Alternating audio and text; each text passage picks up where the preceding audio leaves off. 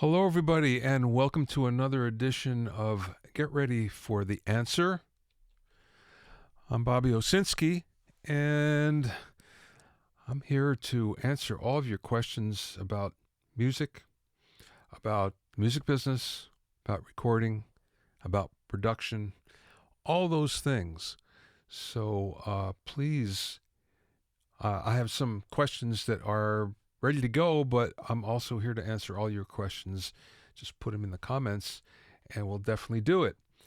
You may know me. In case you don't know me, I hope you do. You might know me from my books. You might know me from my blogs or my podcast. Or you could know me from my courses. I hope you do from any of those. Anyway, let's get started. There's, like I say, a number of pretty cool questions that have come up here. I've taken a glance, but haven't really thought about them much. So basically, as you see them, I'm seeing them too. Okay, here we go. Here's the first one. This is from Matt Skinner. He says, "Is there one compressor you couldn't live without?" You know, that changes all the time, but I have to say, there's one in particular that it just seems it gets used all the time, and that's the FabFilter Pro C2. As a matter of fact, if I had to pick my three most favorite processors, they'd all be FabFilter. It'd be FabFilter Pro Q3 for the EQ, and L2 for a limiter, Pro L2 for limiter, and they're all fantastic. You can make them sound any number of different ways. You can make them really clean. And there's lots of parameters. You can set them up quickly. You can do a lot of different things. So I can't say enough about FabFilter. They don't sponsor me or anything. They don't, they've never given me anything. I pay for it just like you, but I really do like their stuff. So yeah, that being said, there are other things I like too that I use all the time. But if you're pinning me down to just one thing, I think that would be the one. All right, let's get to another one here. From Saul Valdez. Does wide panning help to have a clean mix? How much widening can we use? Well, don't look at it like that. Look at it like panning can be your friend, because what's happening is you're trying to pan in between instruments so each one can be heard. So, for instance, if you have one panned at 30% left and another one at 20% left, then if you pan something in the middle at 25%, you're more likely to hear it than if it's right on top of any of the others. So that's more the case, more so than wide panning. I don't really believe in wide panning, hard left, hard right, except in rare circumstances. The reason why, it does two things. First, it sounds unnatural because most of the time we don't hear things that wide. So it's unnatural. It feels wrong many times. And there's a lot of mixes I get in, for instance, that in my Hitmakers Club, one of the things I have is every month we do a song critique. And what I find is many mixes that are really wide, if I hit the mono button, they sound a lot better. They just feel better. So I'm not saying you have to put everything in mono, but it doesn't have to be wide either. The second thing is many times something can be distracting and take away from whatever's in the middle. So in other words, you can have something way out in the side, and that's what you tend to listen to, and you forget about the whatever's the main thing. So those are the problems when it's too wide. I think practically speaking, if you keep things to 9 o'clock and 3 o'clock, that's plenty, and you find that you get exactly what you need, even less than that sometimes. I would experiment with tight mixes because sometimes those sound even better. And you still get the feeling that it's in stereo and they're wide. You just don't get any of the distraction. Sometimes it feels better. It feels there's like more glue to it. So That's my opinion. I'm sticking to it. From Robert Stanfield, any tips when the mix may be sent out through something like Zoom? You know, ever since MP3s came along, what ended up happening was people started to mix for like MP3s and then for earbuds and, you name it. Started mix specially for format or playback media. And it turns out that the really best way to do it is just make the best sounding mix you can, because that tends to translate everywhere. Whereas if you limit what you're doing, and now for instance, if you mix for earbuds, well, you may eliminate some people that are listening on real over-the-ear headphones or on speakers, and they're going to say, wow, that really sounds funny. Where, on the other hand, if you just make the mix sound as best you can, it tends to translate everywhere. So, no, I wouldn't do anything special. Again, there were things that we did with MP3s to make them translate better. MP3s don't count anymore. Okay, from Robert Tyrak. Is it better to record with or without a vocal isolation shield? Well, there's no better or worse. You're using it for a reason, Robert. The reason is it sounds that you have too much room. So you're trying to help your acoustics by cutting down on the room by using a shield like that. Can it isolate from all the sounds? Some, but not a lot. I mean, low frequencies are still going to get in there no matter what. But some of the high frequencies it'll cut down. But generally speaking, in the studio, you'll find that what always happens, if you go to a studio that's really big and it's time to do the vocals, inevitably what they'll do is they'll put the vocalist in the middle of the room. And, you walk around, you find the best sounding place, and then you put gobos around the singer, so it's more like a small room, or at least on three sides. And that way, it winds up that it sounds better because you don't hear as much of the room. And that's what we're trying to do, cut down on the room sound. So if you're in a room that's relatively dead and it sounds good, then no, of course you don't need that. But if you're doing it in your kitchen, yeah, you bet. Better use it.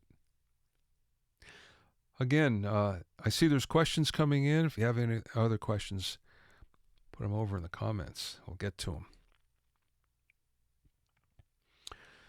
Oh, here's a good one. It says, I'm just checking over my Facebook page here, see how this is going. You bet. Better use it. Again, shut down I see there's questions coming in. If you have... Okay, so how do you fatten up drums recorded with just overheads, kick, and snare? The same way, it doesn't matter how many tracks you have. But you do it the same way. So there's usually first of all, you're going to compress the kick and snare. You may do the overheads too a little bit, but for sure the kick and snare. So that fattens them up right there. And then you're going to EQ them correctly. And by EQing them, then, they're going to sound bigger and they're going to fit together. And generally speaking, you're listening to the kick and snare and bass at the same time, and you're trying to make sure that they all live together well. One of the things that you have to worry about, especially with a kick drum and a bass, that would be EQing too low. So you have to worry more about what's above 100 hertz than what's below it. And you find that tends to work better, and then you'll have fat drums on all sorts of different sound systems, not just big ones. So the second thing that you'd want to do is some sort of parallel compression, like the New York City compression trick, which is basically parallel compression with some bass added and EQ added in there. but that combination will make things sound big and fat. And again, it doesn't matter if you only have 3 or 4 tracks, 3 or 4 mics on the kit, or 10 or 12 or 24. It doesn't matter. It's all done the same way. All right. I just want to remind you about some of my books that are available, and it's the final days. You can get them on Amazon, and either in print or ebook. And these are all the latest editions. Also, I want to announce that my next Mixing Secrets workshop is coming up next week, next Tuesday, November 10th at 1 p.m. Eastern, 10 a.m. Pacific. This is going to be a 3-day workshop. It's going to be free. I'm going to tell you everything that I think you should know to make your mixes sound like major label releases. It's going to be a webinar. It's not going to be on Facebook like the last couple. This is what we're going to go over. Getting the perfect balance on day 1, getting the perfect balance and compression secrets. So we're looking at balance and compression. Day 2 is all about EQ and effects. Day 3 is all about mastering and self-mastering. So we're going to talk about mastering in general and what it is. And then we're going to go to why, how you can actually do that yourself, and what the limitations are, and kind of what some of the secrets are. So if you want to register for that, go to that particular URL, rebrand.ly/mix workshop. It's not mixing workshop, it's mix workshop. rebrand.ly/mix workshop. And then I'll see you next Tuesday. Okay, let's get to some of your questions now. Hey, Greg, how's it going? It's my buddy Gregory Markel. Yeah, I'm good. I hope you are too. Have you seen and reviewed the Event H9000 with software control? No, I haven't. Just, haven't seen it. It's funny because I think many people assume that I get to see all the latest gear, and I don't. I'm like you. There are some manufacturers that will reach out, but not as many as there used to be, mostly because I don't really have the time to sit and play with new toys like I did once upon a time. I used to do reviews for EQ magazine. So during that 2 or 3 or 4 year period, I had all sorts of new gear all the time. And I could tell you everything about everything, and I can't anymore, unfortunately. So no, I haven't played with that yet, Greg. Okay, from Duncan, a friend Dan Worrell of mine does all the demo videos for FabFilter. Oh, very cool. Very cool. Again, they're one of my favorites. I've never been steered wrong by any of what they have. They always sound good. Yeah, and the other thing that I really like is they don't take up much processing power. One of the things you'll find with many other developers is they may have a great product, but you can only use it once or twice in a mix, especially if you have a big mix. But FabFilter stuff is, fairly light in terms of processing. Now, that being said, I do use Waves plugins. I also use UAD plugins. I have lots of UAD gear. I love it. I like it. It's standard for me. But, FabFilter, you asked me like for Desert Island, and that's what it is. Oh, okay, from Ruben. Cool, man. Yeah, I'm glad you're here. Glad you have the chance. Any thoughts on feedback and filter settings for slapback delays for vocals? Yeah, you usually have feedback is the number of repeats that you're going to get. But that's usually determined by the track. So if you have a ballad, usually you need more repeats because you're filling up space in between vocal phrases. If you have an up-tempo song, you usually don't need that because you don't have much space to fill up. So as a result, the repeats are shorter It may only be one, as a matter of fact. And you'll probably have shorter delays as well in order to make it all work. So it's all determined by how much space you need to fill up. If there's a vocal and lots of space in between, then repeats are fantastic for that. If there isn't, though, then, like again, on something that's up tempo, and you probably don't want to do that. Then instead, what happens is you want everything shorter as a result. Now, filtering settings, it's the same as with reverb.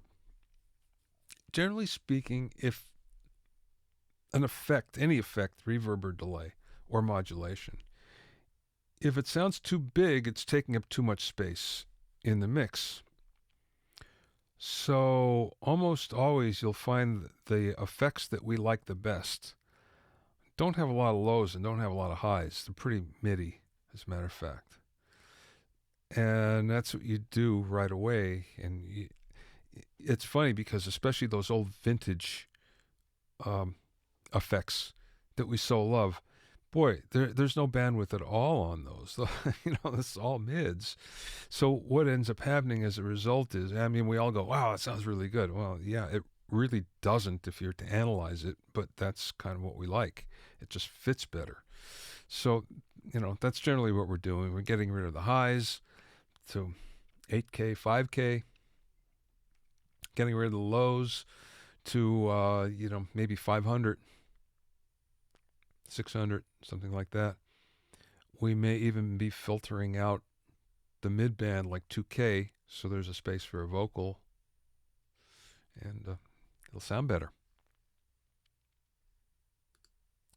Okay, from Alejandro. Good to see you too.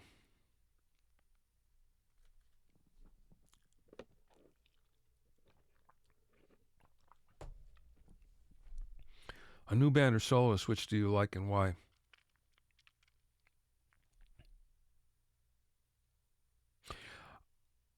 Well, he's not particularly new anymore, but I always liked everything that Bruno Mars does.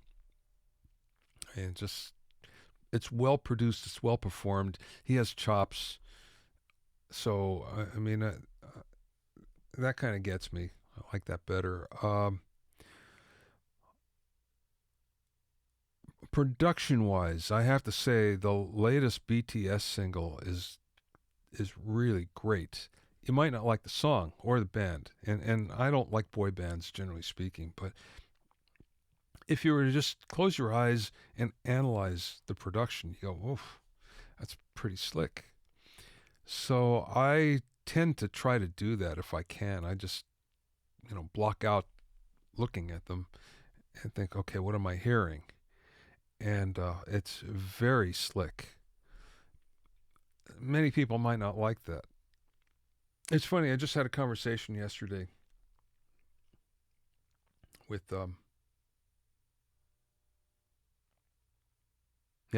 can't think of who it was. With Davy Johnstone, longtime guitar player with Elton John's band. And we were talking about how much fun it is to actually play with other musicians. And so much of the new music that's out doesn't do that. And you put an electronic track down, and there may be some overdubs, there'll be some vocals, there may be a guitar or something like that that's played on top. But it's so much fun to be able to play with other people because you're playing off them and you never know what they're going to play. So if you're really listening like you should be, it's fun, and there's something new, and there's a glue, and it's just, something that I really miss in a lot of tracks today. You don't really hear it all that often. Okay, from Brandon. Greatest piece of advice being an audio engineer and creating a solid mix. Okay, well, that's two different questions. The best piece of advice being an audio engineer is don't give up. And it's easy to, especially now. But what I've seen in the business is everybody that I started with that kept going, we've all made pretty good livings. You don't necessarily have to be a superstar to, enjoy being in the business and, being able to do okay. So, but there's a lot of people that fell by the wayside and wound up doing something else and then wondering what would have happened if they would have kept on going. Now, sometimes it's inevitable. You have to do that when you have family and things like that. I get it. I get it. But all I can say is don't give up and that, be persistent as you can. It's great for creating a solid mix. The, the, the one thing I can say that makes a huge difference is your playback level.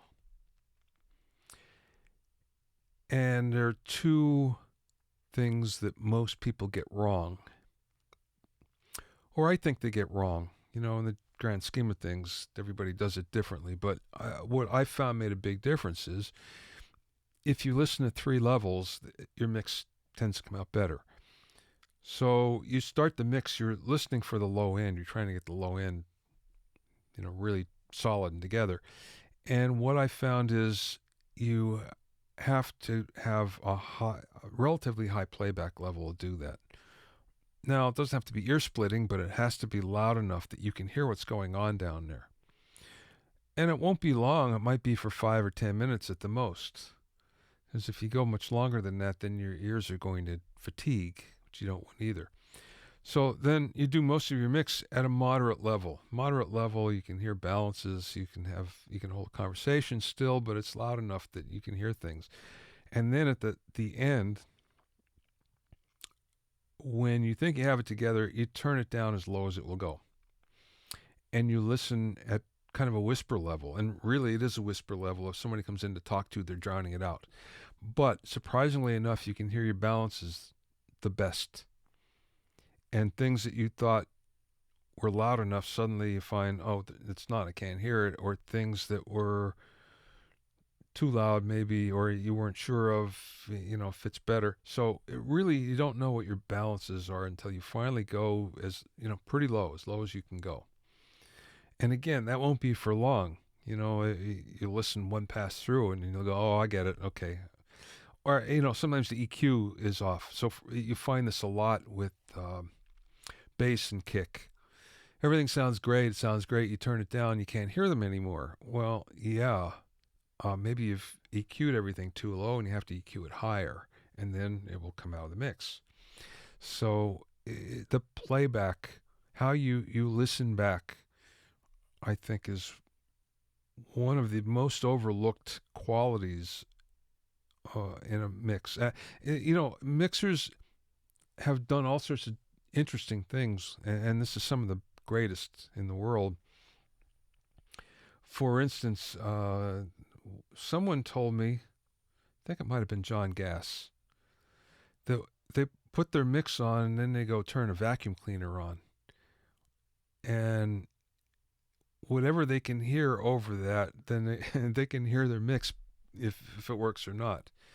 Then there are other people that will go out in the hallway and listen down the hall and see if they like it or not. I've heard, and of course, there's others that carrying around a boombox. Of course, you don't see boomboxes too much anymore, but everybody had their own favorite boombox. I have to listen on this, and then I know exactly what's going on. So we've all had their own, and the car, but a car is so random because you don't know how your sound system really compares to everything else. If you live with it for a long time and you're constantly listening to it, then you kind of do, but you can still get fooled there. But that's what I think.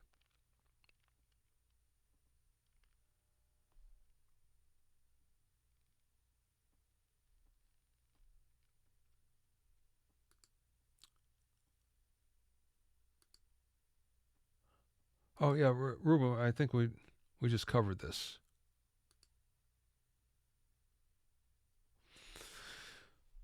Which non-UAD reverb plugin do you use mostly?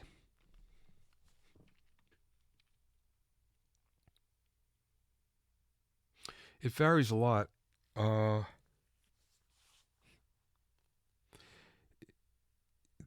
Probably the Waves Abbey Road chambers, or just the Abbey Road reverbs, because they always sound good.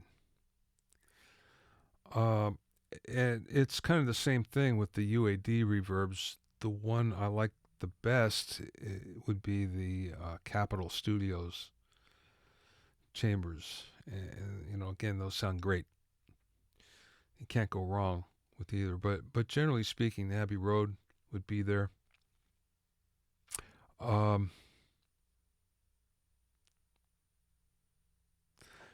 There's a few others. Now the isotope ones that like the R4 and stuff that were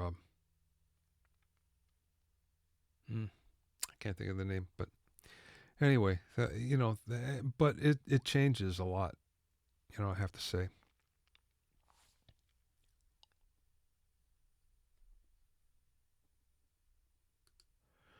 Okay, Duncan says, yeah, I do the going down the hall into the other room thing. Easy way to hear a mono mix. Yep. Mono mixes are another thing. You should always have some way to listen to mono. You might have a controller where it's on. You might have if not, there's a free plugin from Plugin Alliance. It's BX Monitor, I think it's called. And, you'll be able to put it in mono there. And that's a really good way to hear what's going on. All the old classic engineers that came before me would always tell me, back in the mono days, mono going to stereo, that they'd spend all their time on the mono mix and very little time on the stereo. Because if it sounded good in mono, it would sound terrific in stereo, and it's still the case, really. If you do most of your mix in mono, and then you tweak it in stereo, you're going to be really happy, I think. Okay, from Alex. How often do you use harmonic enhancement plugins like max bass or low air and low end? Not often. There's another one. There's another BX plugin alliance, a BX one that I really like, but not all that often.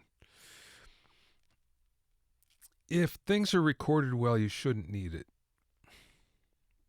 A lot of times you're adding frequencies down there that you don't need, that don't translate to small speakers, or just, bloat the mix. So in terms of low frequency, stuff like that, the only time might be is if you get in a mix where it wasn't recorded well. So kick, for instance, bass, for instance, wasn't recorded well, and maybe you need it. One of the problems that you run into with some of these is that the way they generate the low frequency signal, it could sometimes feel disconnected. So in other words, what happens is you have the your normal signal, and then you have the generated low frequency signal, and they don't feel like they're coming from the same place. Now, it's because they're sort of out of phase. If they're put together really well, if the plugin is developed well, it doesn't happen. But you'll find in some of these it's like that, and that's why I don't like to use it. Now, in terms of harmonic enhancement, I don't use it that much. Not like a lot of other people. There's this whole thing about saturation and all. I kind of lived through that. It wasn't that great. So I don't see what the whole nostalgia for it is. Like tape. I'd never used tape emulations. Again, I didn't like it back then when we had it, so why should I like it now? That's just me. Now, that being said, for some harmonic plugins, saturation plugins, for instance, I'll tell you where I do like them.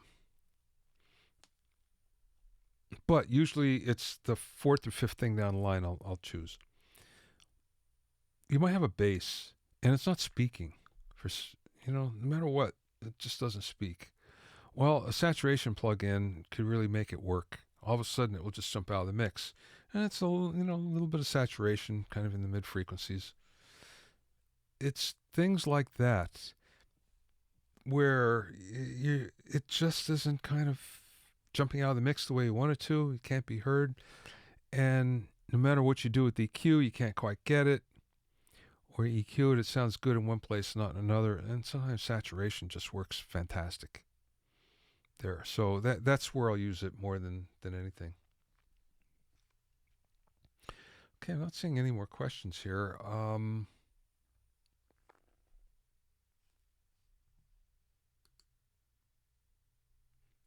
Okay, that's the case. Then we won't go on, I guess. Thanks for being here, everybody. Appreciate it. I like to do this. I like it when there's lots of questions. But the last few times, I'm not sure what's happening with the Facebook notifications because they don't seem to be going out the way they used to. But that being said, I'm always here next time we do this. It'll probably be in 2 or 3 weeks. Won't be next week because we have the workshop that I'm doing. Okay, I see another question. Oh boy, Peter says, I want -6 RMS and dynamics. How the hell do I do it without sounding flat as a pancake? Okay, wait a second. -6 RMS. Why -6? Do you mean RMS or do you mean LUFS? I'm not sure.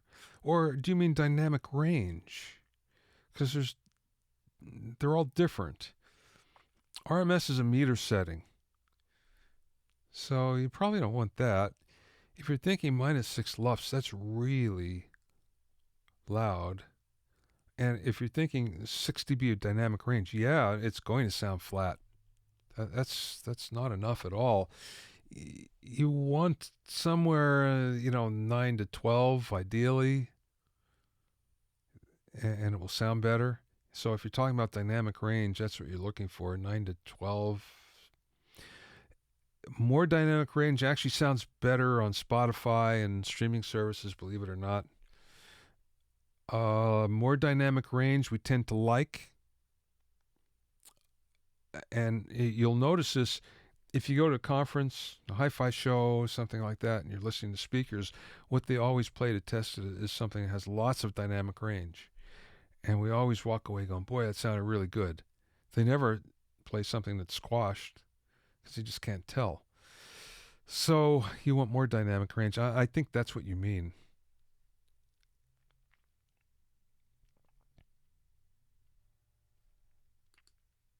Yeah, LUFS. Okay. Well, why do you want that? First of all, I don't know why you want -6 LUFS. There's no reason to go to -6. First of all, unless you're doing broadcast, you're doing audio for broadcast. So audio for television. LUFS means nothing to you. If you're doing, mixing, you don't care about LUFS. Because no matter what level you send it in at, every streaming service is going to change it. They're going to re-encode it and put it at their own level. So why bother? It doesn't do you any good. And usually, you're looking at -14, -16 rather than, -6. Wow. -6 LUFS is really loud. There's no distribution on the planet that uses that. So I think you got this wrong, Peter. Okay, try to aim for 8 dynamic range. Yeah, that's still pretty squashed, but it's better than 6. Okay, everybody. Well, thanks very much. As always, there's lots of free PDFs and ebooks. You can go here, bobbyowsinski.com, free dash resources. And if you have any questions, send them questions at bobbyowsinski.com. I'm really happy to answer anything you want. And also, I want to remind you again once more about the workshop. And go to rebrand.ly/mix workshop. And I think you'll find that you'll like this. It's a webinar this time. And on the webinar, it's 3 full days. We'll go through everything I think you need to know. It's free. So everything I think you need to know about how to get a Spotify major label release sound to your mixes. Okay, everybody. So I'm going to see you soon. And we'll do this again in a few weeks. Take care.